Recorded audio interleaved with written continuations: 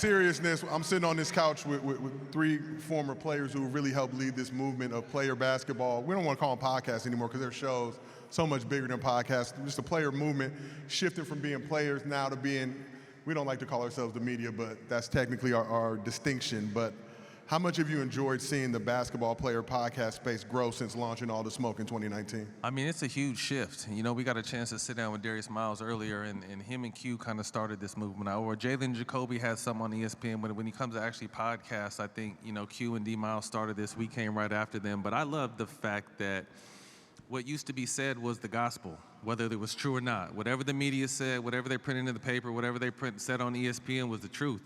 And I think with us kind of coming in and letting people know, obviously there's another perspective and other point of views in the truth, because I mean that's why a lot of players didn't fuck with the media back in our day, because we can give them a whole piece and they'll take this piece and flip that bitch and twist it and make it sound like something we never even said. So I think we just allow people to have their own space, their own platform, and while we were doing that, we were encouraging other people to do it. Like me and Jack, like you said, we weren't stars.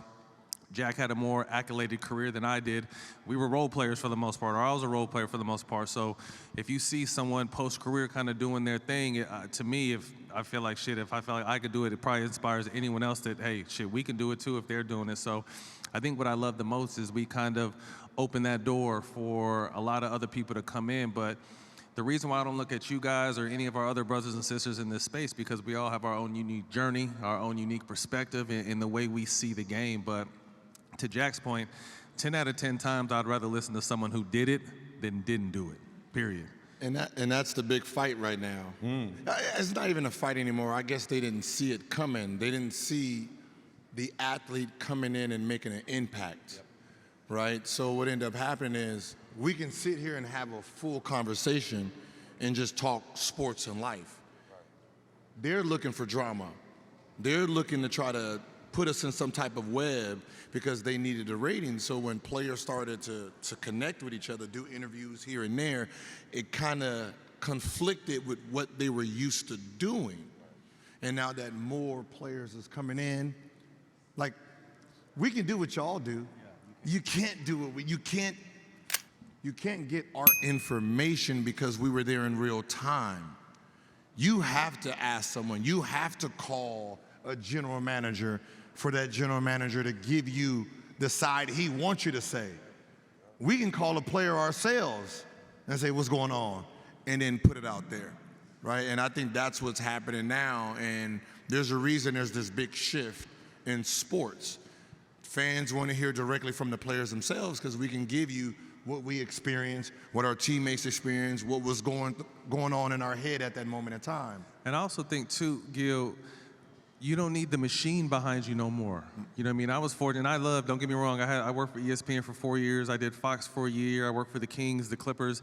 I enjoyed those outlets and those platforms, but we don't necessarily need those anymore. Before, to have your voice heard when this shit kind of first started, you had to be on an ESPN or a Fox or know someone at the LA Times so they could, write down what you're talking about. But you don't need these big machines anymore to get your point across. You don't need to get the eyeballs to go viral because, again, like Gil said, we've always been the source, and they've always reported on us. Now we're reporting on ourselves and giving our brothers and sisters an opportunity to give their own firsthand encounters. And Jack always says, to be able to shape your own narrative. Again, I had a crazy reputation. He had a crazy reputation. Shit, all four of us that actually played in the league have fucked up reputations, if you're going to be honest. All of us have fucked up reputations. But then to see all of us in this next career having reputable platforms with tons of fans and giving you guys real shit that you guys love and appreciate. So I think that it shifted. I'm glad that it shifted, and I don't ever see it really going back the other direction. I have a clean reputation, ladies and gentlemen. I did sell weed a little bit in college, but you got the clean one? Other than that, Joe was getting in trouble at UCLA too. Don't let him fool you. A lot of people, me and Matt went to UCLA together. I got to come up underneath y'all and kind of just watch when y'all were at Showtime Basketball. Y'all have since gone on and built your own platform with All the Smoke Productions.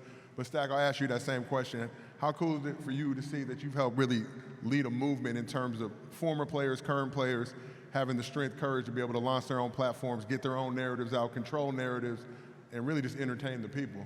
Well, I mean, for me, it's just been a blessing. You know, I had no idea what I was doing after basketball, but like I always say, God blessed me with an unbelievable team. Jelani, Matt, Brian Daly, the whole crew, Christina. I got a great crew around me, bro, that really built this thing. You know, I've been blessed to just be a part of it. You know, my knowledge of the game is just something I have, but the platform and everything that's spiraled from All the Smoke to All the Smoke Fight to everything we got going now, I gotta really give props to my team. You know what I'm saying? So like I said, God's put me in a great position after basketball to be around great people that believe in me and that's giving me opportunities to do great things. So I'm here simply because of the people around me, and I got to give all the props to them.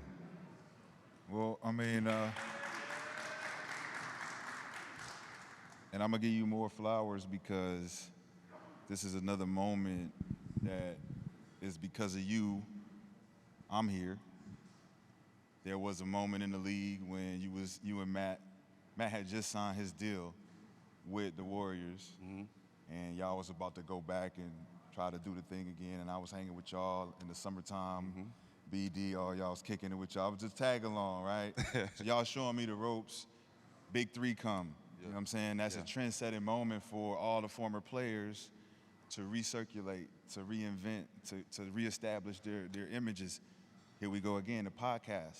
The true transition into entrepreneurship, sponsorships, you know, investments, getting money off the court. It's another thing that we haven't seen as former players because we don't get them opportunities like that. Right. So you two just, you know, you trendsetted something that propelled Gil to go into his mastermind lab and say, let's create something even better. You know what I'm saying? Like where we can really debate this shit like we talking in the motherfucking basement. We all going back and forth. You know, like a question like, hey man, is it Kobe or is it LeBron? Tell me why. It's Kobe. You know what I'm saying? Is it Kobe? Like some of us know that answer right off. You know what I'm saying? But when we had that conversation though, Matt, it gets real uncomfortable, why do you feel like don't it's it? I mean, he was a killer. His body of work, he rode the ship till the ship sunk. He didn't make a move to go chase nothing. The work he put in, the teams he took there, to be able to do it without Shaq, to be able to play through the injuries I seen him play through, he was just a killer. All around, and again, that's not knocking what LeBron has been able to accomplish because he's, to me, Nah, we can't do that.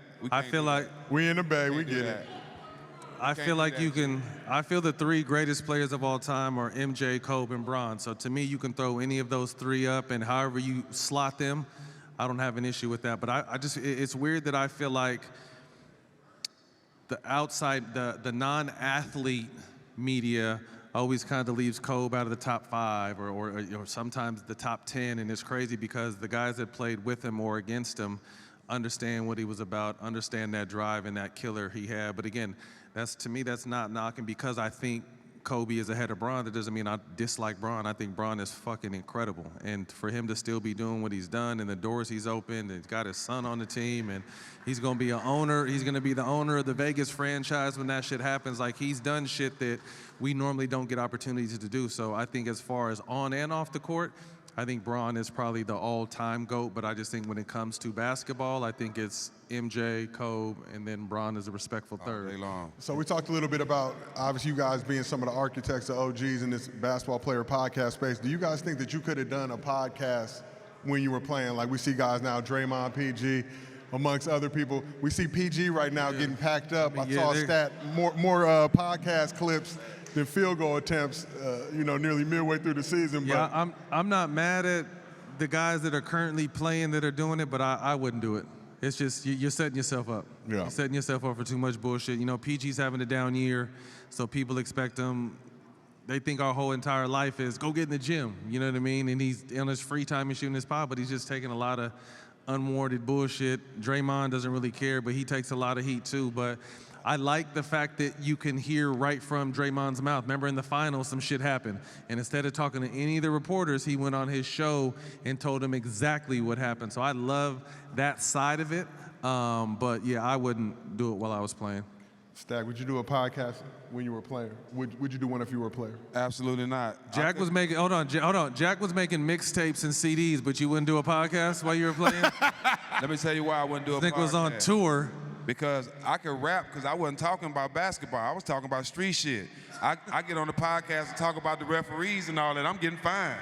Yeah. You know what I'm saying? So I can get fined for speaking my mind, but if I got on, because I know me, I said the shit to the referees. I can imagine if I had a computer to go talk to, I was going to say some shit that was going to get me kicked out the league. So no, I wouldn't have done it because it wouldn't have been beneficial for 5. Is the podcasting affecting Podcast P? Is this podcast affecting him? I don't think so. I don't think it got nothing to do with the podcast. I just think P got to find his love for the game again, bro. I mean, I've never been through injuries, so I don't know how injuries can deter somebody. You know what I'm saying? He's been through a lot. But for me, I have been through some stuff. You know what I'm saying? And it didn't, when I got on the court, that was all I had was basketball. You know what I'm saying? So I just think he got to get his love for the game back because that ain't the P that we normally see, that we know, bro. We know P different than that. Like, I mean, I did. I mean, it wasn't considered podcast at the time. It was blogging. So I blogged every week during the season, but it was for the NBA. But just like anything, it's only an hour, 2 hours, you know, during the off day. The only problem with having a podcast during your NBA playing career is your emotions during the season, right? Like after a game, how I'm feeling, I can just push motherfucking record and just go. That ain't good. That's, right? that's dangerous. That becomes the And be problem. emotional. That's the dangerous part is I'd rather be with the work. when we push like go, right? It's all edited and shit, right? Oh, you know, man. so we edit out most of our feelings. Now that there's live, I can hit the live button and talk how I really feel, and that's what gets us You in up, trouble. yeah. Lose sponsors, get your team mad at you, have your coach mad at you, get you traded. There's just too many other shit that could happen when you're doing it. But And how long does it typically take you, say you got a bad loss, whatever, to get over that situation and get back to your normal self? I'm gonna smoke it off that night. Smoke it up. Yeah, I'm gonna smoke it off that night. It all depends on how you lost. Like, I mean, I got from the locker room all the way back to my house, which was like a 45-minute drive, not to push live. Yeah. But you also got to think too, Joe. During the season, they're just. I mean, obviously some games hurt more than others, but there's so many fucking games. Yeah. You know, obviously playoffs hurts a little different, but the season, man, you got to let it go. So question for the couch, and we were talking about a little bit, obviously.